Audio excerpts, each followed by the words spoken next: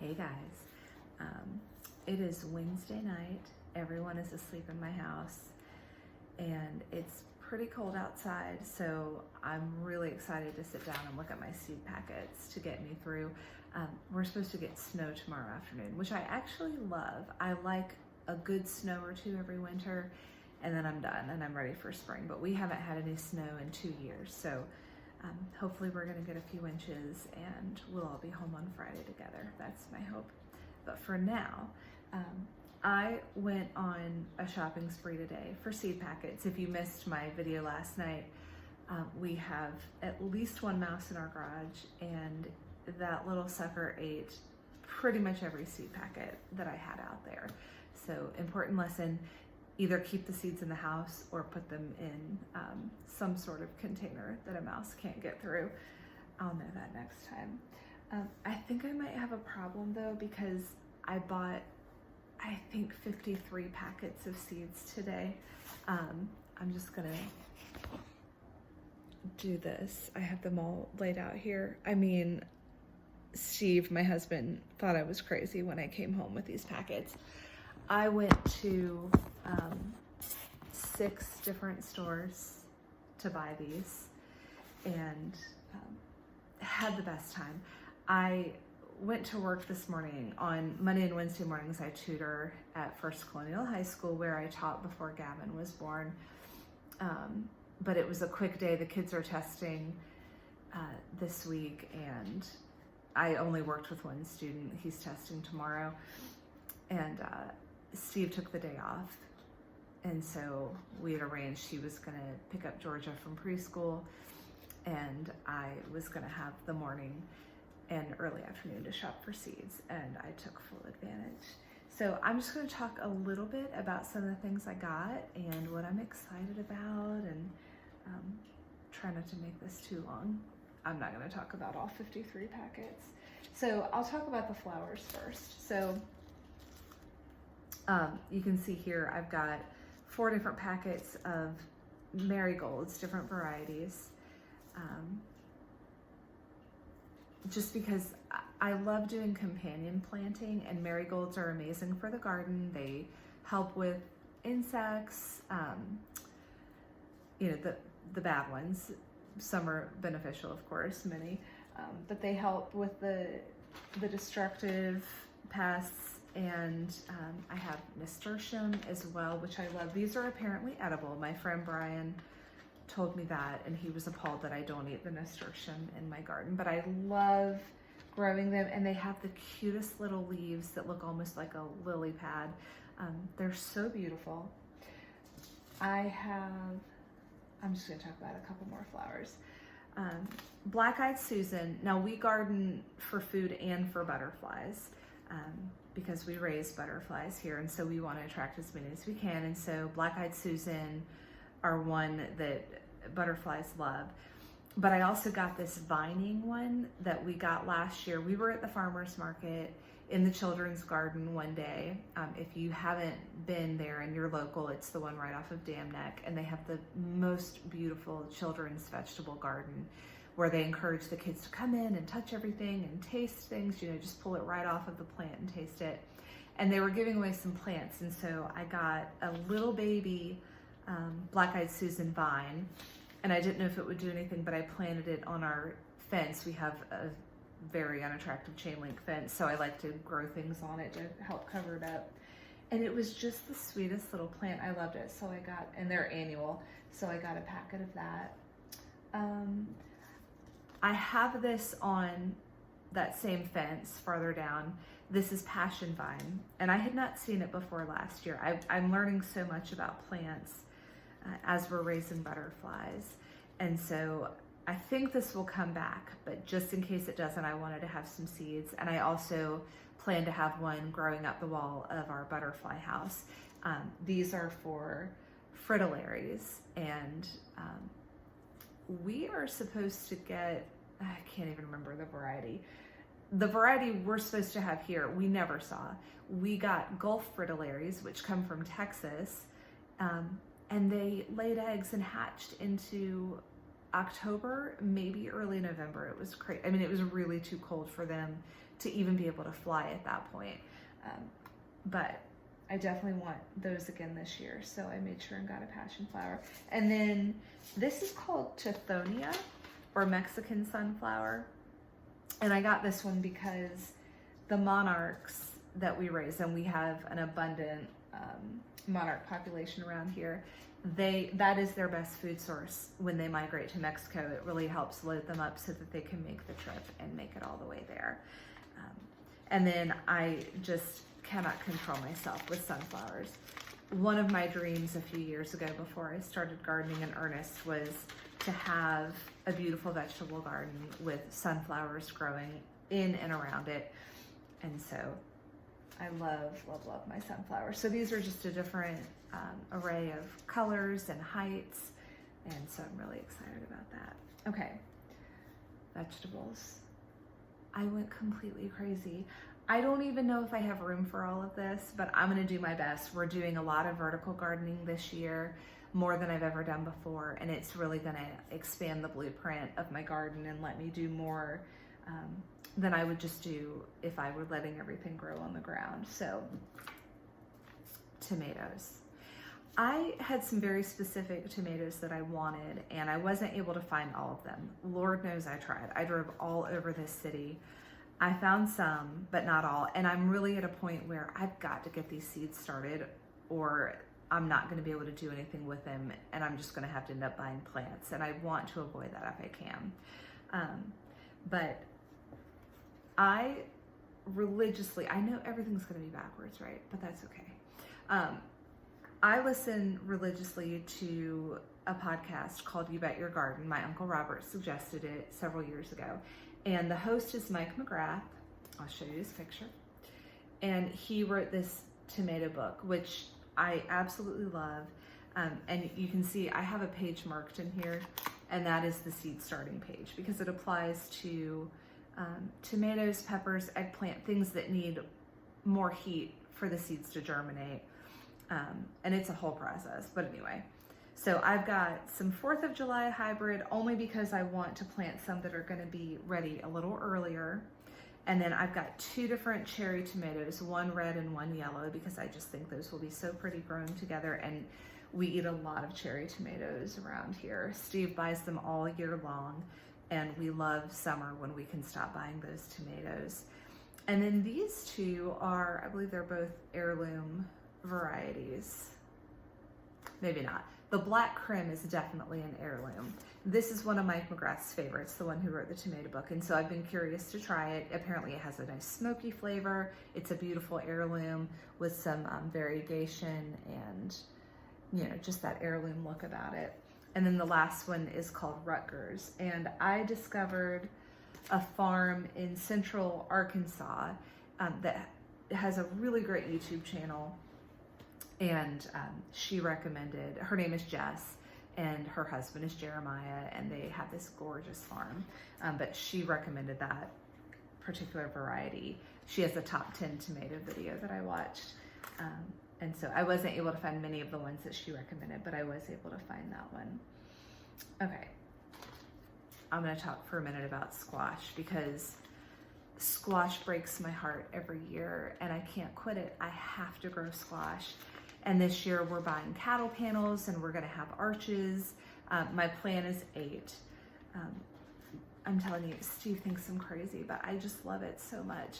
The cattle panels here, we have a Tractor Supply in Chesapeake, and they're just under $25 each. So tax return is coming, and we're gonna go load up the truck with some of those. But I've got zucchini,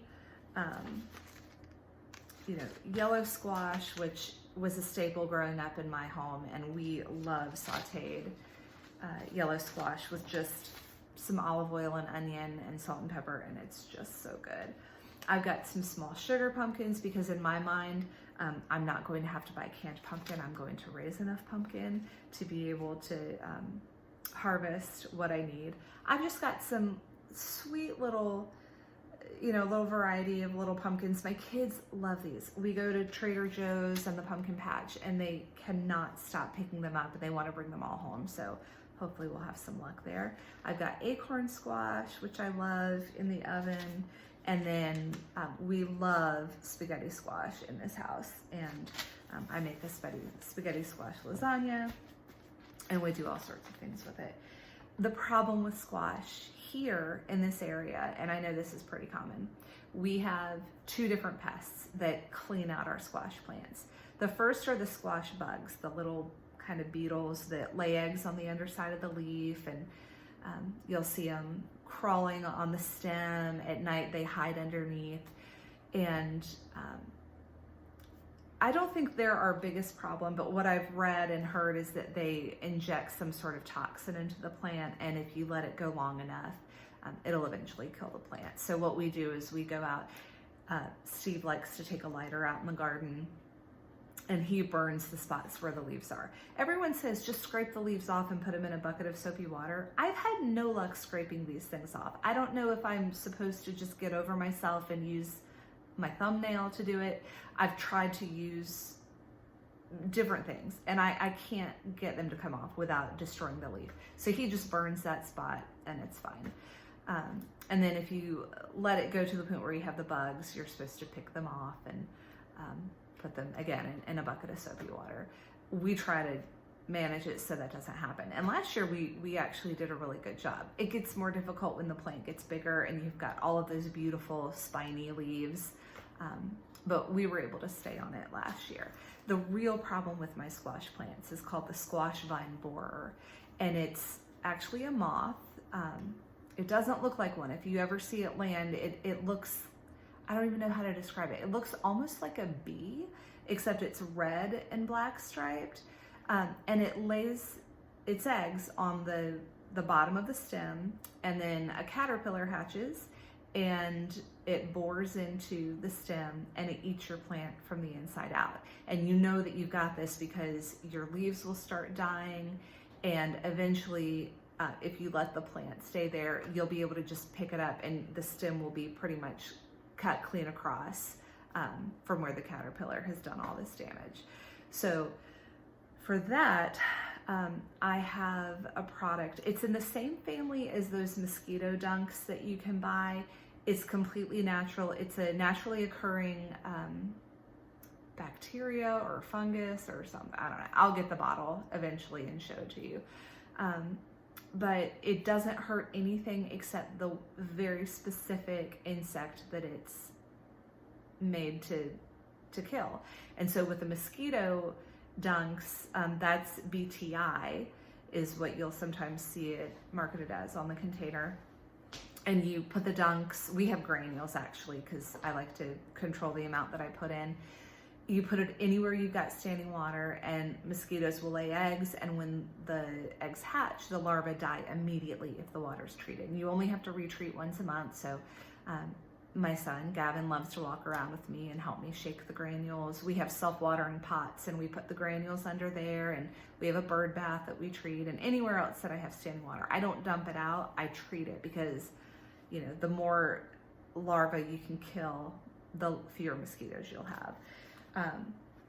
So this other product, it's in the same family, but this one kills caterpillars. So you have to be really careful because we raise butterflies. We don't want to hurt caterpillars, but this particular one, of course, we don't want anywhere in our garden.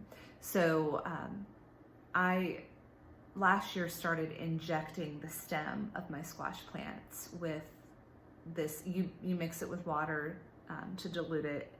And so I just started injecting the stems. We have all these little medicine droppers for our kids, and I just poked them through the stem and put that stuff right in. And it worked pretty well. I didn't stay on top of it like I should have. So we're gonna see this year if I can maintain that a little better. And then I'll just briefly, I've got some peppers. I like to have a variety. Steve eats bell pepper every morning in an omelet, so we always have bell peppers. Oh, that's not a pepper. And then I have some poblanos, because those are great for cooking just the right amount of spice, not too much. I thought I had a third variety here, but I either put it in the wrong spot or I only got 2.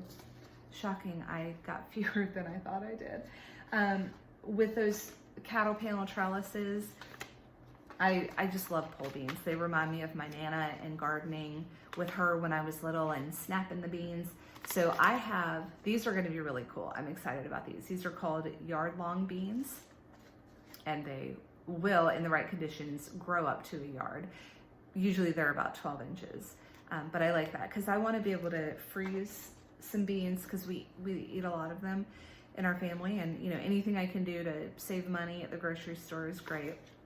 I also have one called a Scarlet Runner bean that Mike McGrath talks about quite a bit on You Bet Your Garden, that podcast that I love. And the flowers are just beautiful, so I'm excited to see what that does. And then just like a blend of garden beans. So hopefully we'll have a lot of beans this summer. And I also am going to try some peas, because my kids love peas. Georgia especially. Gavin will eat them when he has to. And then I'm going to try some snow peas this year as well, because I just think it'll be fun. And I don't think the peas are going to take up too much space, so I think I could put both of these on the same trellis and it'll be fine. I'll do a little more research on that. And then, got your basic eggplant. I love growing cantaloupe so much. I have the sweetest picture, one of my favorites, of Georgia. I think it was 2 summers ago. I had just brought a cantaloupe in from the garden and cut it up into chunks, and she's just sitting on the counter, her sweet little 2-year-old self, eating cantaloupe that I grew, and it just made me so happy.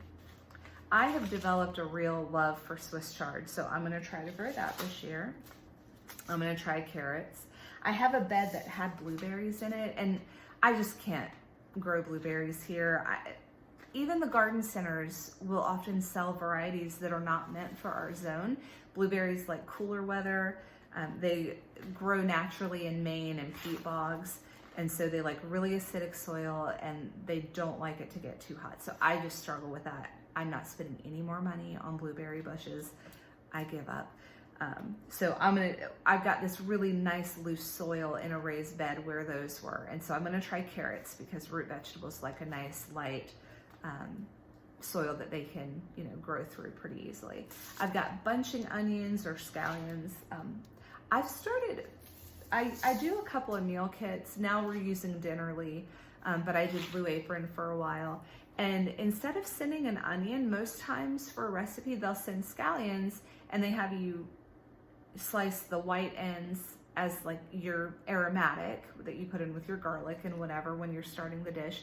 And then of course you slice the green and you can use that as a garnish. And I just love that.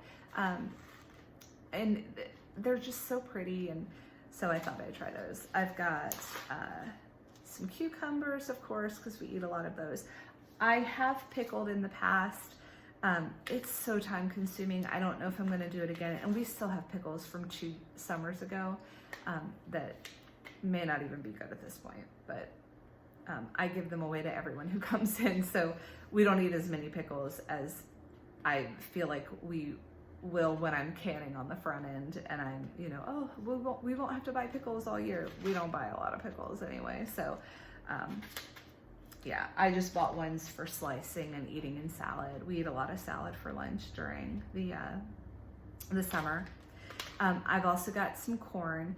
I tried this last year and it grew beautifully. It was such fun to watch. Kind of like sunflowers. They grow so quickly. The corn grew so quickly. We had these beautiful, these beautiful fruits developing. And we went out one day and squirrels had eaten every last ear of corn. So for my birthday, I had on my Amazon wish list that I wanted this deer repellent that works on squirrels as well. Steve bought it for me. So I'm gonna try that out this year to hopefully keep the squirrels from getting to my corn. And then I also got okra. My mom loves okra. She grows it every year, but her yard is very shady, so she's not able to garden the way she'd like to. So I got that for her to share, and I'd like to start eating some more okra. So hopefully that'll do well. And then last thing, I bought some herbs. Now, the parsley and the dill, well, let me talk about basil first. So I got a couple of different packets of basil. This grows really well from seed in the garden when you're just sowing everything else. When you get past your last frost date. And it grows beautifully and gets huge. So, and it's another great companion plant for vegetables. It supposedly makes tomatoes taste even better, so I always plant a lot of it right around my tomatoes. The other ones I got are parsley and dill. And we don't actually eat much of these at all. We buy these for the butterflies because the black swallowtails lay eggs on this and the caterpillars eat it, and they eat voraciously. So I have to plant a ton, and by the end of summer I'm panicked and oh no, I've got to find more dill and parsley from somewhere. So I'm gonna plant a ton. I still have a tub. It's an old wash tub that someone had left out on the side of the road that I got, filled it with good soil and compost, and have grown parsley in it for a couple of summers now.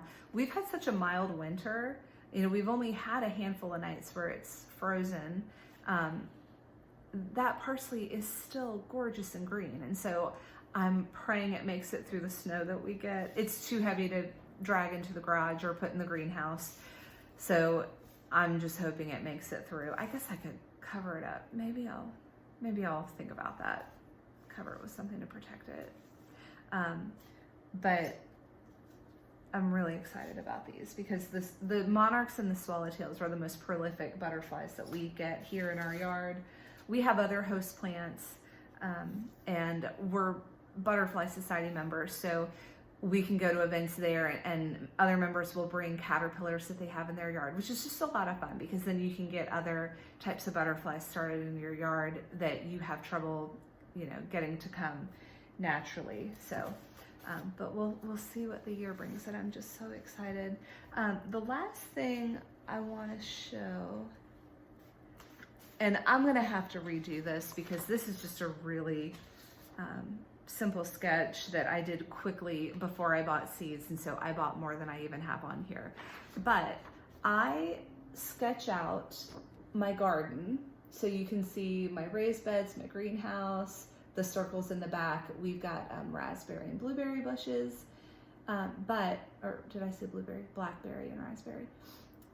But I do this, and then I write in every bed what I want to put there, and I'll do a scale drawing and actually think specifically about where in the bed each thing is going to go, because it gets overwhelming when you're planting seeds and plants, and when you plant seeds until they sprout, sometimes you forget where you put things. So I like to have a little map as my guide when I'm planting, but I'll maybe share the one with you when I have it all finished with what I have now, and where I'm going to reconfigure where I thought I was going to put the trellises. So that one's not really up to date, but I hope that you've enjoyed this and that you found it helpful, and that if you're a seed starter, that you're as excited as I am.